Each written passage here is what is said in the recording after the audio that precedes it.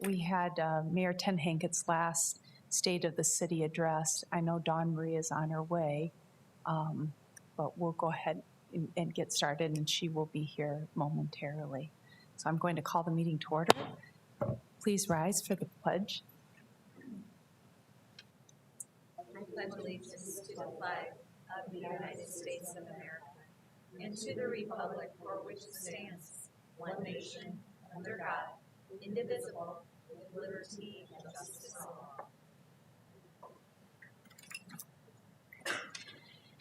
Before we begin tonight, I just want to pause and recognize the loss of one of our students. This is heartbreaking for the entire Sioux Falls community. Our thoughts are with the student's family, friends, teachers, classmates who supported and loved this student. Definitely moments like this remind us how connected we all are and how important it is that we support one another, especially the life of a young person. We also want families to know that we have support in all of the students for those that just want a little extra comfort during this time. So if you'd please just join me for a moment of silence.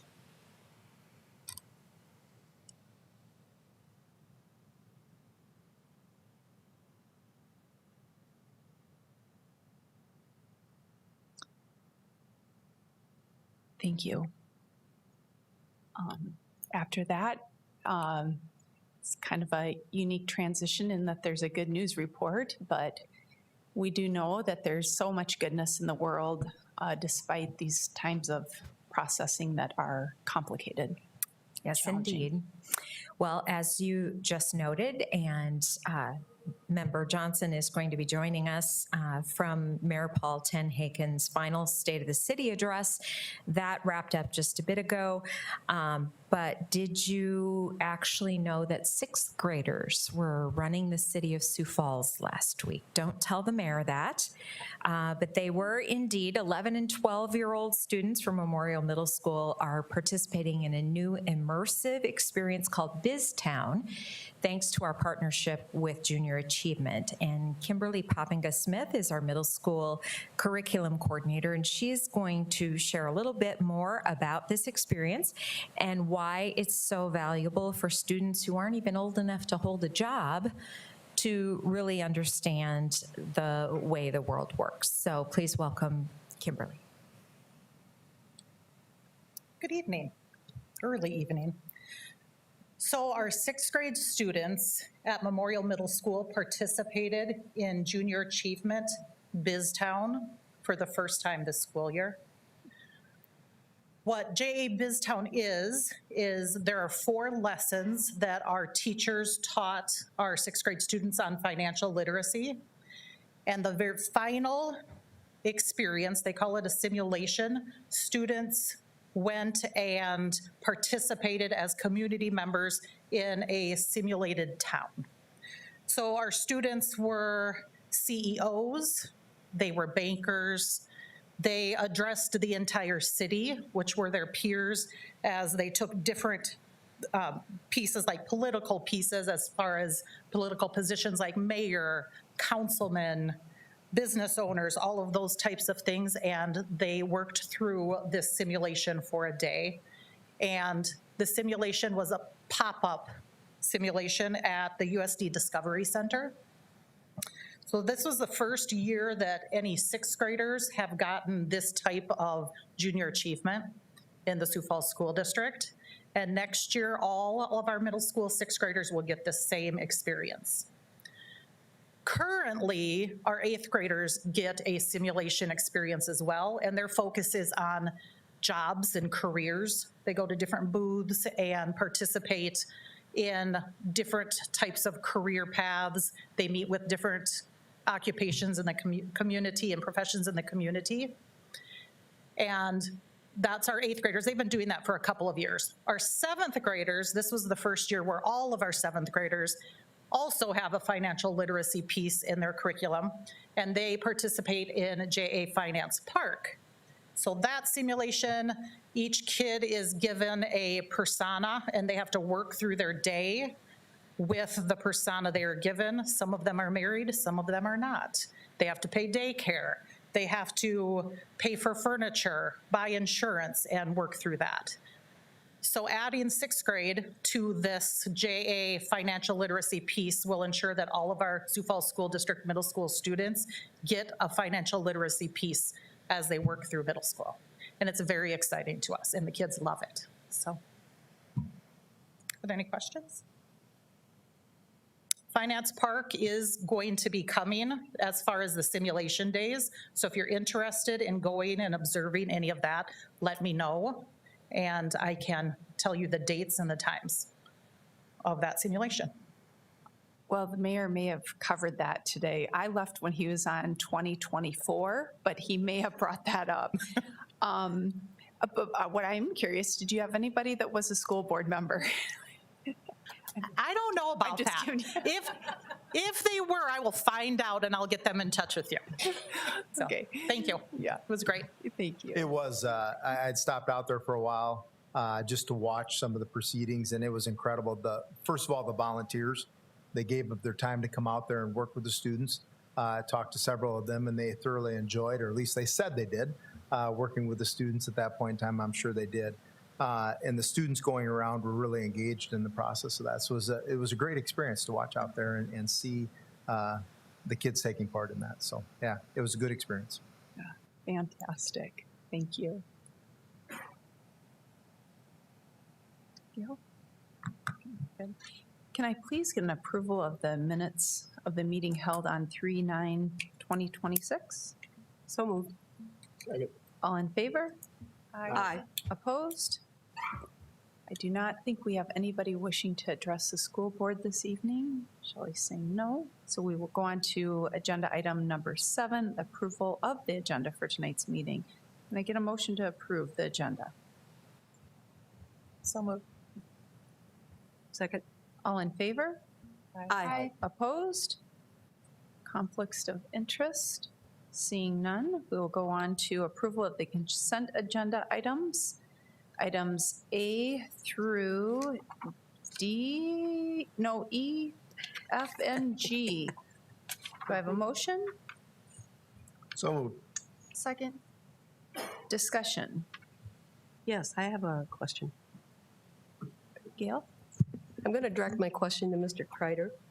Mr. Kreider, under 9C7 and 8, you have vendors for replacing floor coverings and vendors for painting and wall coverings. This is for bids.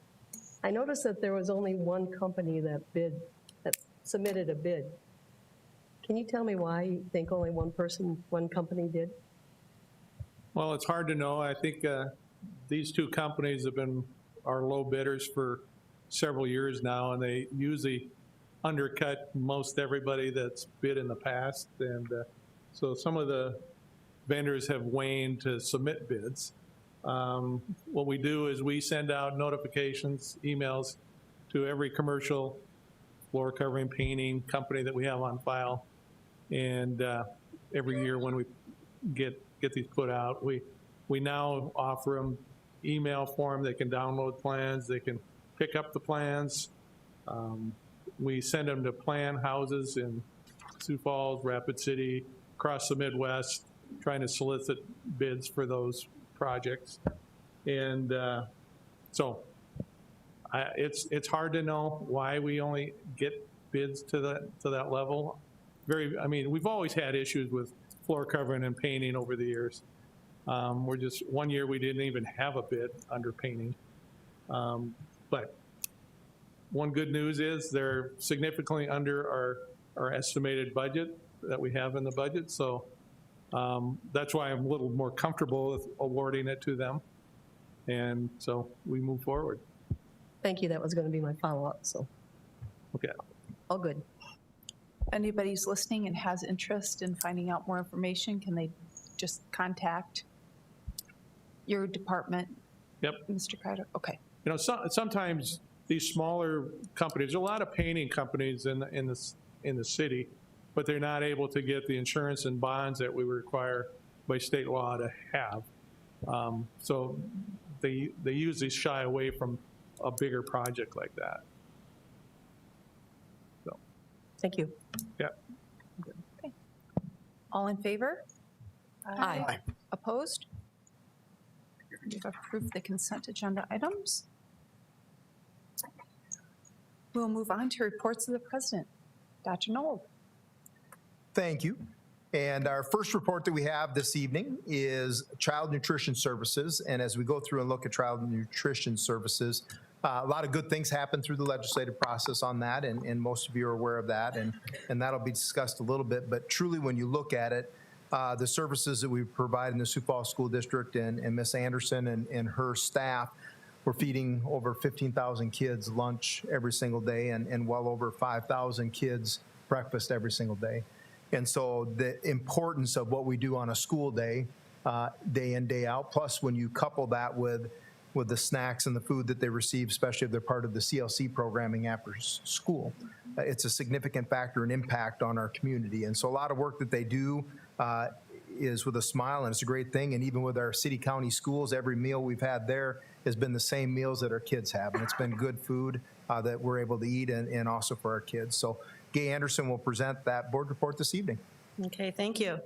So I'm just going to update you on all the different things happening in the world of child nutrition services, pointing out that a priority area still remains, our priority areas are providing healthy, affordable meals for our students' families, maintaining all regulatory compliance with constant focus on quality of meals, managing our unpaid meal charges, while assisting families with free and reduced meal applications, and then planning appropriately to make the necessary changes regarding the updated coming dietary guidelines for Americans with a strong focus on financial sustainability. So starting out with a little bit about what we do, and as Dr. Knoll just mentioned, some of the numbers we have. I've got these in bigger numbers. I like to put it there and show that, but we continue to monitor our meal participation on a regular basis, comments and costs regarding all meals. We use a formula to calculate those meal equivalents served, and we turn that into basing it off of what goes into the preparation of a lunch is really what it comes down. So that's what meal equivalents are. And through the end of February, it demonstrates that we had over 2,200,000 plus meal equivalents served within the district up to that point. Our average daily breakfast participation is up by 1.38% this year. And lunch daily averages right now are basically stable or about equal to where we were last year at this point in time. We continue to work hard with multiple hands involved within the school district completing our free and reduced meal applications. Our current free and reduced percentage stands at 48.15%, and we have 11,824 students whose meals are free based on the free and reduced qualifications. And the district has covered the cost for the reduced students over the last few years. Highlighting another area in providing free meals for students, though, is the work with community members and Hungry Hearts. There's 408 students currently whose meals are being covered by our generous community partners. And the students who qualify for this are those whose parents have completed an application, but they were denied. And then based on the federal poverty guidelines, they fall within the 186 to 210% of federal poverty guidelines. We're projecting that total this year, along with other families receiving angel funds, to probably be around the $210,000 mark where that stands. And on top of it, unpaid meal balances have become more manageable. 2-3 years ago, we were going up by $3,000 a day. And with the chart up here, or what's on the screen, it shows that we've barely moved that needle, which is really nice to be able to report on. We will continue to work on keeping those balances in line by communicating with those who are negative through daily emails, phone calls, and letters. We've recently heard about House Bill 1082, and this is a bill that passed our state legislature. We're just waiting one more significant piece to happen, and I hope that's happening here any day soon, obviously. The bill will have the state of South Dakota cover the cost of meals for all students who are qualified for reduced meals within the state, and those are on reduced meal status. It's a big win for all students within the state and also within the Sioux Falls School District. This will help child nutrition in the future by putting the cost of meals presently covered by the district into future food and equipment needs for the program. And summer's coming quickly. We're deep in the throes of the planning stages there. There are going to be 6 open meal sites for the public to attend. Dates for summer meals are going to be May 28th through August 7th. We have 4 other sites that will be considered closed locations. Those are locations that CLC is also operating out of. And then we have a lot of various 2- and 3-week programs that pop up throughout the summer involving high schools, middle schools, and early childhood. Along with that, this year we're providing meals for the Boys and Girls Club at George McGovern Middle School. So they will be receiving breakfast and lunch from the school lunch program. And then Child Nutrition is actually going to contract and send food to George McGovern and the Boys and Girls Club for their snack and evening meal, operating under a different federal program because you can only have so many meals put out each day by a certain program. Financial sustainability is a really critical piece in operating our program. We monitor our revenues and expenses closely, and the cost of food alone is a significant piece in our management. Currently, the average cost of a meal for breakfast is $1.88. That's just the raw food cost. The federal reimbursement for a free meal is $2.94. This equates to about 64% of raw food cost. Then we jump to lunch, and our average lunch food costs total $2.56 in food, with our federal reimbursement rate of $4.70. That's over 54% raw food cost. So I'm happy to say that over the last few years, we've fully implemented district-wide into our elementary schools the Offer versus Serve program, and that has had a significant impact on what our overall food costs are. And it is kind of important to note that when you look at that, the above-mentioned costs are when a student takes everything on the tray. And so if it's offered to them for that full meal, they take every single thing there. But when you have Offer versus Serve involved, you've got about a 25% savings. And that's a significant piece there. The students have to have 3 full food components of what we offer. We offer 5 food components each lunch. 1 must be fruit or vegetable, no ifs, ands, or buts. This significantly, though, does reduce the food waste and cost to our program. And so the average standard for schools' percentage of costs in the past, it used to be you could say, okay, we've got about 42% food cost, we've got around 43% labor and benefits, and then the remaining 15% will cover all the rest of our costs within our program.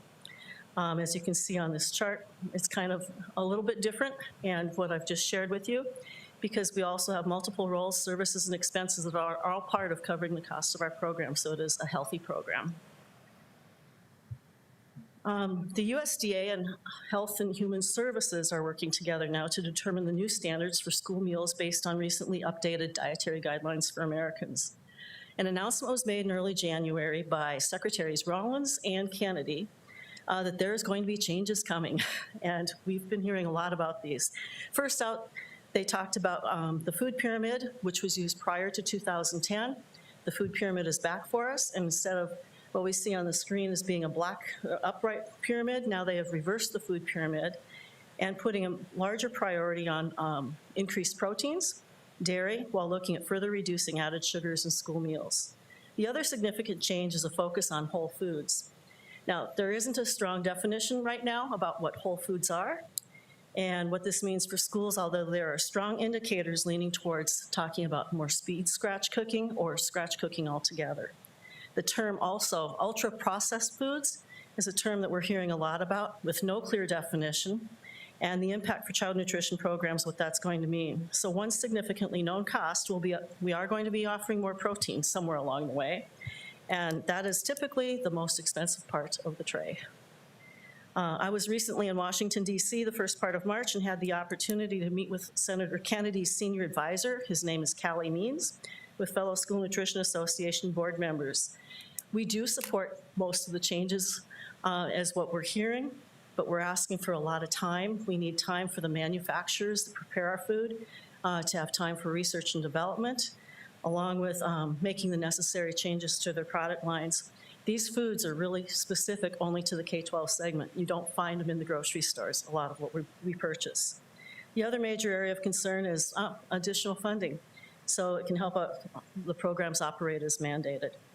The proposed changes have a target announcement for April with a required comment period, which I'll be asking people to help us out with our comments on. The USDA and Health and Human Services has made it known that they're looking for a fast turnaround with implementation time. Once that new meal pattern requirements are documented, they want to really push forward on that fast. So what does this mean for us? I've been brainstorming, trying to think different considerations we need to look at. And one of the things, especially when we met with Callie Means in DC a couple of weeks ago, they're talking, we've got to get more proteins into breakfast. That's something we've advocated for years because protein is not part of breakfast necessarily. Looking at less sugar, increased proteins, but maybe hot breakfast options. And we're not set up right now in our elementary schools for that type of setting. What's the cost of added proteins? We know that that's going to be significant there. Freshly prepared food increases labor costs, so we've got things to look at with that. Working towards a speed scratch or scratch setup process for all food preparation is going to be something that we're trying to start baby steps out with, because we do a lot more that's not scratch. Most of it is freezer to oven or speed scratch in that way. And then training, what am I gonna do? What do we do about training? And I'm thinking potentially hiring a chef or working with a consultant who's familiar with school nutrition programs to work with our cooks and staff to figure out ways to do things efficiently. That will mean we have some equipment upgrade needs. Money is always a factor there when you're looking at that. And then most importantly, in the end, we have to figure out what's that food safety piece going to look like so we can assure healthy and safe meals continue for our students. So implementation costs with food and equipment are pending based upon USDA's announcement following those DGAs, the Dietary Guidelines for Americans. We are considering looking at adding a position, as I mentioned, potentially a chef or, working some other options around, and then equipment. Preliminarily, I'm looking at about $350,000 to $400,000 just to upgrade our elementary schools and what we would be doing with equipment and all that sort of stuff. Potentially also setting up a student or parent advisory group to get some ideas on some different things with menu options. And then in summary, we continue to provide a vital role in education. We have the ability for students to be ready to learn with our meals that we provide. We commit to compliance with USDA regulations and focus continuously on improving meals while remaining financially sound. And I would ask that you would acknowledge the overview of the work done by Child Nutrition. You'll likely have some questions. We're first going to get a motion. Can I get a motion, please, to acknowledge the nutrition services update? So moved. Second. Discussion. So I have a question about the scratch grill. So are we talking like a black iron? I mean, preparing the food like? What is scratch cooking? Yeah, I'm no culinary guy. So with that, it all falls into place with what happens with what they define whole foods and highly ultra-processed foods being. I would see that we purchase pre-cooked beef crumbles for safety, so we aren't working with raw food product. If we're going to be purchasing things with like chicken and all that, that would be the same type of thing. Having something that is already at least the danger part of the food safety piece is handled. Or scratch cooking would also mean instead of maybe buying a pre-made spaghetti sauce or chili, we would actually prepare it from a recipe, the old-fashioned way. Well, thank you, Gay, for everything. I got to listen in on your testimony at the state legislature, and you were incredible. You were definitely relied on to answer very valuable questions. So thank you for being there and having that opportunity for all of us to learn. I also want to add my two 12-year-olds continue to say that lunch is bussin'. I know I said that earlier in the year, but like bussin' means good if you don't know that, but they always talk about how bussin' lunch is. For people that don't know, and I only learned this because of running after school programs, but what is the reimbursement standards? You know how you have to have so many grains, so many fruits.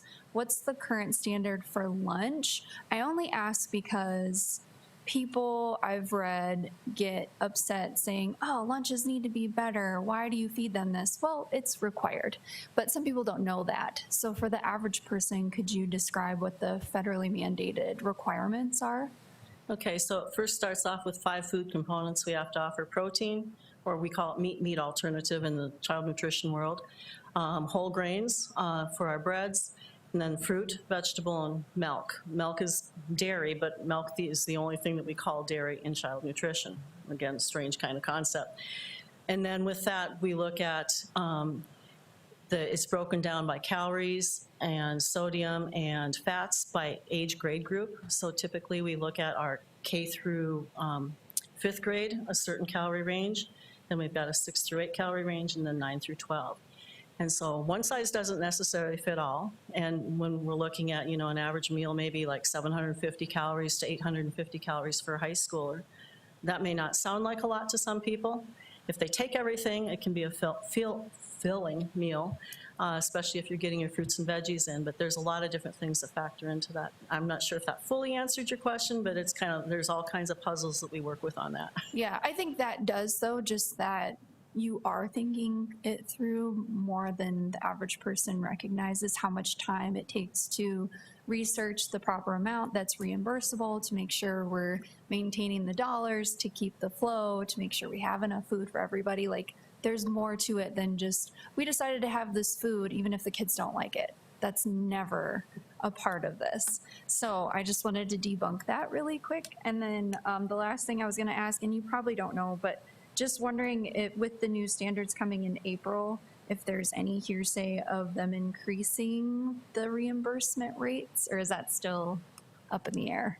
When we met with Callie Means at the White House a couple of weeks ago, we were told there's no funding planned at this point in time. Oh, cool. So it'll be kind of creative on our part, how we'll be managing that. Wow, we're in the business of creativity and penny pinching, aren't we? I think that's why I put pennies count on Nice. the previous slide. Yes, well, you're certainly doing it. Thank you for everything. And last, before I left for the state of city, that's why I was late, I apologize. There was rumored that he might sign the bill on Friday. So I got the last day coming in hot, but that was the chatter I was hearing at State of the City. So fingers crossed. Yeah. I might have missed it, but could you please explain the elementary upgrades again? So what I'm looking at potentially with our elementary schools, their setup is we send breakfast out the day before. And those are ultra-processed foods. I'm sure that that's going to hit that definition. And so with that, we're looking at what can we do to do differently in changing those menus to have something where we could potentially even offer them something hot, because we're unable right now to provide hot meals for breakfast in the elementary schools. So I've been looking at some half-size kitchen stove or cooktops where you can bake food on that, and you could provide maybe where we could have omelets, or we could have some breakfast pizza, those types of things, looking at that. So it would just be some of those upgrades there with equipment. That sounds great. Thank you. Very good. I know you probably don't know this because it's not, no one's decided this yet, but is there just whole foods and ultra processed foods, or how many things are in between there, or do we not know yet? I'll start with answering that. There's 9 states right now that have their own definitions of ultra-processed foods and whole foods. And that's the scary part for us, because we'd really like to have one standard for the K-12 people who are preparing or providing food for us, that, hey, we know we can go in and this is going to cover all of them. And so those standards are back and forth. And maybe not totally answering this properly, but just in our meeting, we had to educate Callie Means. We said, no, we don't have deep fryers in schools. We haven't had deep fryers since I started in 2003. And they're talking about some of the things that they're concerned with, that there's all these fallacies that they think that we still are doing everything to, the term has been used, poison kids. Right, and I remember having a conversation with you about, like you were saying, a lot of the things served in schools, you can't just buy off the shelf somewhere, because there are very particular standards, and a lot of those things are made with whole grains, where you can buy them not with whole grains in a store, or they're packed with sugar in a store, but they're reduced sugar for you. Is there anything else like that you would point out? So I can start with like breakfast cereals. Most of the breakfast cereals in the grocery store, we have a whole different line that is prepared just for us. When it comes to all of our breads and stuff that we serve, again, those are a white whole grain that we serve. You could find them in the grocery store potentially, but it's not a big seller. And then like any of the pizzas, meats, anything that we have with kind of breading or combined food, combination foods like that, again, it has to be whole grain in there. You don't see that in the grocery store. All the a la carte items that we sell, and I shouldn't be picking on a Pop-Tart because that could be a negative, but we do have Pop-Tarts, but they're a whole grain Pop-Tart, lower in sugar. You can't find that in the grocery store. Yeah. It's really interesting. It's really complex, and it's something I don't think people just think about what they're making in their own household and the food choices they're making. But when you're making, over 20,000 meals a day, and you have to factor in all these different components, we're definitely not trying to poison kids. We're trying to feed them all, feed them well, and feed them affordably. So I think you're doing a great job. Thank you. Gail? I have a comment. Dr. Knoll mentioned that we are eating school lunch at our city-county schools meetings, and just the feedback I've gotten from people from other entities that I've sat by, they just think our meals are great, and it's fun that we eat on school lunch trays. So I think that's a great touch. So I think that was Dr. Knoll's idea on the lunch trays. No, I love that. So, no, congratulations. I kind of good. insisted on it, so thank you for accommodating us. Just a couple things. First, the kids going through the line, they're so polite with the thumbs. So the thumbs means they want whatever on their plate, the thumbs down, and it's just such a smooth process. So they're so polite with that. And the other piece is we'll just be thinking of you as you go through literally having your pyramid turned upside down with the new guidelines and the comment period that the SDA will give to you and the extra work I know that you'll have to put into it and giving some feedback, and you'll be in our thoughts here. All right, thank you. Thank you. Anybody else? Okay, all in favor? Aye. Opposed? That is passed. Our second report this evening is the legislative wrap-up, and Todd Veek will give that report. As you know, we ended, other than the veto day, our exciting legislative session. And so as we go through that, one of the times of the years that you obviously put a lot of time and effort in and send out a lot of information, and you hope that things obviously go the way that you would like them to. And a lot of things did. And so Todd will give that report and highlight some of the things that were key bills for us. Thank you, Dr. Knoll. Yeah, the main run is over. Veto day is a week from today, I think. So they'll be back for one more day. As we've done all legislative session. If you're interested in our positions, there's a QR code. You can go look them up. We're not going to go through the bills specifically like we have earlier on. So we'll just kind of summarize some things. We tracked 104 bills this year. Last year we tracked 73. So that's quite an increase in interest in education bills at the legislature. We supported 10 that passed, and 2 of those were key bills that we identified as key bills. We supported 14 that failed, and 1 of those was a key bill. And if a bill didn't get out of the first committee and we had it as key, we struck it as key because they turn key as they move their way through the session. So we opposed 4 bills is all that passed, and none of those were key. We opposed 41 bills that failed, and 6 of those were key. We were neutral or amend, where we never really changed our position, on 10 that passed and 35 that failed. And yeah, so overall it was a pretty good year, as well as far as the volume of the bills we supported passing relative to those we opposed not passing. So into some of the big items, state aid increase, kind of made up of a package of bills. House Bill 1051, it funded the big 3. That's the one that started out at 0%, and the governor said he was going to go to 1%. The legislature ended up at 1.4%. And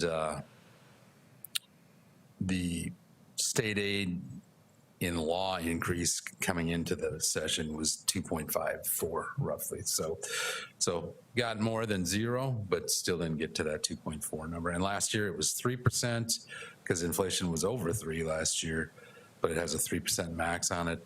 And we got 1.25. So we've lagged behind for the last couple of years.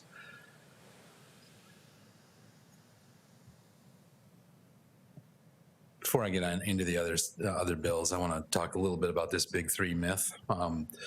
We just looked from 2008 to 2026. You could basically take any year you want to.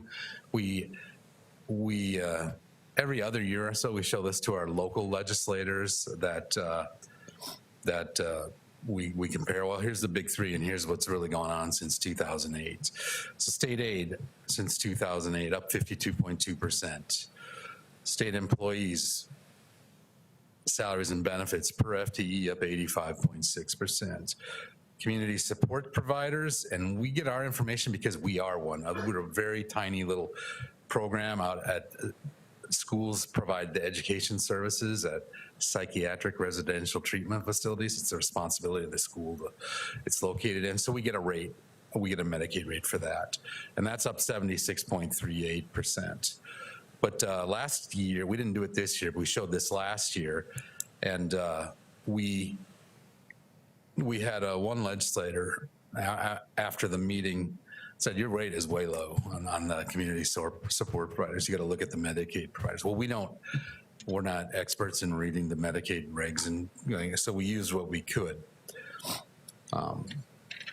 So just before I get into this last question here of do all community support providers we see the same, I just want to show you, we don't just give them that summary data, this is what we give them, which is year by year the increase and what state aid increases due to teacher salary increases. Then I'll look at our neighbors on the bottom here. So I don't want to go through this, but I just want to show it's a lot more detailed than what I just read off to you. So lo and behold, a year later, after I heard that from the legislator, in this year's budget address in December 2025, the governor showed the budget growth by category, his main categories and it's been it's not just this governor, it's been 4 governors at least that have always talked about the big three and we're gonna fund them all the same. But in his deal, you can see Medicaid growth is at 90%. And in his speech, it said, Medicaid has grown faster than any other area of the budget. About half of it, $180 million, is increases in the rates that we pay to providers. And that's since 2020. So to me, half of 90 is 45. So the increase in that time has been 45% since 2020. So if we adjust that slide, I just showed you a couple back, and just drop in the healthcare providers into the mix here, they're up 45+% from 2020 through 2027. And to get state aid righted with that, we're up 26.5 since that time. So again, real no gain on any of these. They don't change, and it's something that everybody feels good. Hey, we gave all 3. The big 3 got all the same. No, it's never the same, and it really isn't even close. One more look at that slide. I just thought that this was interesting. So you look at those. You look at these items. Medicaid, big numbers. K through 12, another big number. It's a big part of the budget.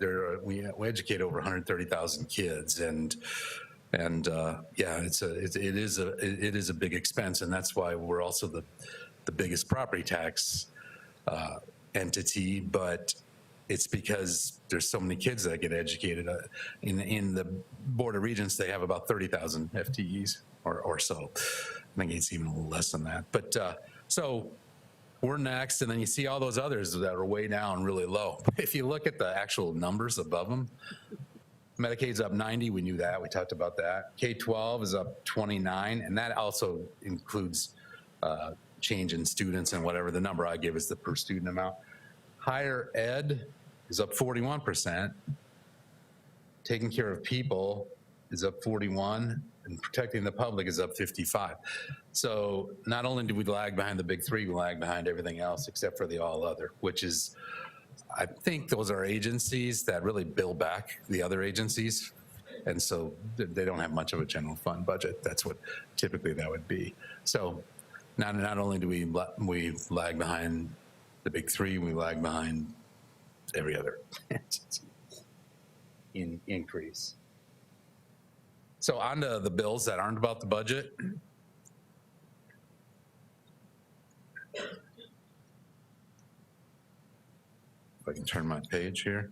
And we talked about this already, so I'm not going to spend a ton of time on it. HB 1082 was Representative Whitman's bill. It funded, it passed, it got the funding to make the reduced kids get free meals. It's a testament to her tenacity. It's the fourth time she introduced that bill this year. And she had an amazing coalition of 62 supporters and had a massive bipartisan group of 25 sponsors on HB 1082. It was quite impressive. It shows what perseverance can do. Property tax relief, it's a series of 3 bills.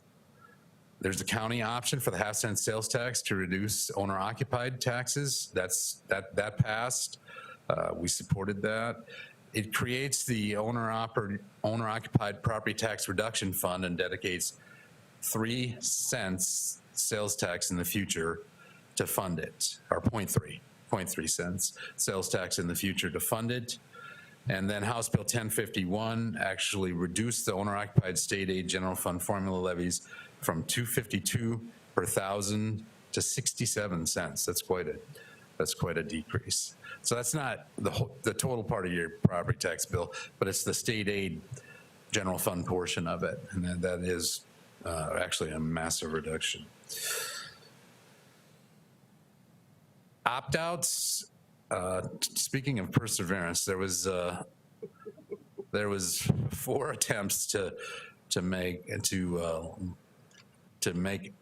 opt-outs either automatically voted on or easier to vote on. And it was Senate Bills 85, 223, 1241, and 1323. We've kind of went over those as we've gone through the deal. House Bill 1323 was the last one to survive, and that was a bill that came out of the House, and it actually had a pretty reasonable, if you want to call it a compromise, where it was going to be you get 30 days to pass the petitions, but it applied to things other than just opt-outs. It applied to all city ordinances, county resolutions, and certain school districts, ones that are referable to it. So some of the other entities that didn't face the gauntlet of the first 3 kind of opposed it mainly on that part about it's going to take longer for what we passed to get into action, and some of that they didn't want that length of time. It got amended in the Senate. They call it Hog House. It got totally changed, and it went back over with another attempt to make it much easier to opt out for 2 school districts in the state, and we were one of them. And so that bill failed on the House side, as did all of the other 3 failed on the House side. There was a capital outlay bill that it came up during discussion of the opt-out bills. It was an issue with a school district up north, and they didn't like the way they were splitting up their bonds into several capital outlay certificates, and that made them so they weren't referable. And they put in a bill that originally said anything over $50,000 you have to go to a vote on. I mean, geez, that bill would have been relevant probably 50 years ago, or maybe 100 years ago. It eventually became, you can do 20 years, you can do bonds, capital outlay bonds for 20 years. It eventually became 10. Now, to me, that's like looking at the 2008 mortgage crisis and saying, well, we're gonna limit all mortgages to 15 years, and that's gonna solve it. I mean, this was not a solution. It was just a kind of a fly-by-night bill that came out of that meeting, and that failed. And then there was a charter schools bill, and all these are key bills, by the way. There was a charter schools bill that would have established charter schools that are not accountable for many rules required to by following, that the public schools have to follow, but they get public money. And that doesn't make sense to us, and that bill didn't really go very far either. So that's kind of the wrap up of the main bills we watched, and kind of a summary of all the bills we watched. So the recommended action is to acknowledge the 2026 legislative wrap up, and I would stand by in case there's any questions. Thanks.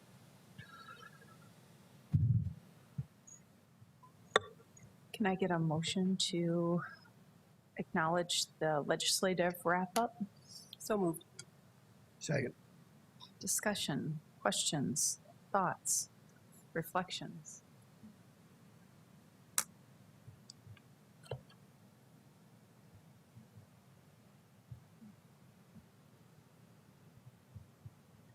Likely said all we wanted to say. At our last meeting, we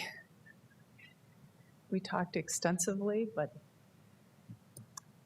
Oh, are you gonna go, Gail? Yeah. Go ahead. No, I was just going to say to Mr. Veek, this is probably your last legislative wrap-up for us, since you are entering the world of the retireds after the school year. So I just want to thank you for all your work, for keeping us updated on all the legislative happenings, and all of the history and the understanding that you have of the workings and peers has been very valuable to our district. So I just want to thank you for that. Yeah, thank you. There's, a lot of people go into writing up the positions on those bills, and Shelley takes it all together and makes sure it gets into something everybody can look at. So there's a lot of work by a lot of people that go into that, but thank you. Well, you can still just say thank you too. You deserve it. You've done a lot of work. I'll just make a comment, a gentle comment. The last time we all spoke, we shared some of our thoughts, well, Mark and I specifically, and I was just browsing some of the additional comments underneath some of the articles, and the amount of misinformation that's going around about opt-outs and property taxes and all things surrounding where people's money goes is it's tough to read how easily people have been buying into a narrative that doesn't support public education. So me, I don't know, Dr. Nold, you can chime in whenever, but I have sent in some of the comments that I've been seeing regularly to Mr. Veek and Dr. Nold, because I think there's a through line of a shared misinformation myth that we need to combat and get ahead of, especially as we're looking at capital improvement plans and opt-outs and bonds, all things. So I will pause on that, but know that we are coming together collectively to combat those, the misinformation that continues to spread. yeah, I think we kicked the year off, the legislative session. We did things differently this year, didn't we? Instead of having a breakfast and inviting the legislators just to come for 45 minutes, we did things much differently, and that took a lot of time from our senior staff, our teachers, our building principals, and that is, we invited legislators into our school, and it made a difference. And I really want to recognize those legislators that did take the time to answer our welcome, and they came. And things could have gone much differently in Pierre had we not taken a real proactive stance early on to invite legislators into our school. So a thank you to those that extended or heard our welcome and came and listened. I can think of several that were excellent allies in promoting public education. Well, I also want to recognize it wasn't perfect. We still have work to do, and we're going to stay persistent. Why? Because we believe in the power, in the mission of public education and what that means for Sioux Falls and South Dakota. We have an excellent teaching force, administration, and that should be the light for the rest of South Dakota and, frankly, the nation. Mm-hmm. We know how to do things in Sioux Falls. We know how to do things in South Dakota. We can be better. but it starts by continuing to put out there the information on the work that happens day in and day out. So I think we did some really good work in doing things differently. And that's not to say we don't still have work to do, but I think we would not be looking at the truth in not acknowledging some of the support and the gains that we have been able to make. I see a lot of nods. And I also think that was evidenced in the work around the lunch bill. That is, that effort affects all kids in South Dakota. That is not just one party's priority or the other, but we found a way to work together. And I see a lot of smiles, and we're going to continue to work together because at the end of the day, it benefits the future of South Dakota.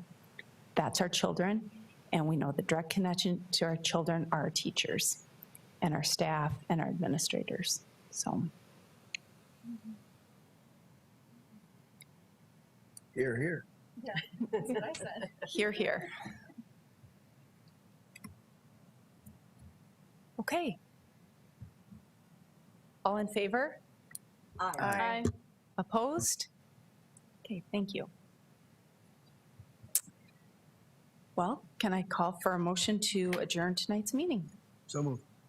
Second. All in favor? Aye. Opposed? We are adjourned. Please note we have a it's not legislative, we have a school work board session this Wednesday. So just wanted to put that out there for anybody listening. 3 o'clock, right here.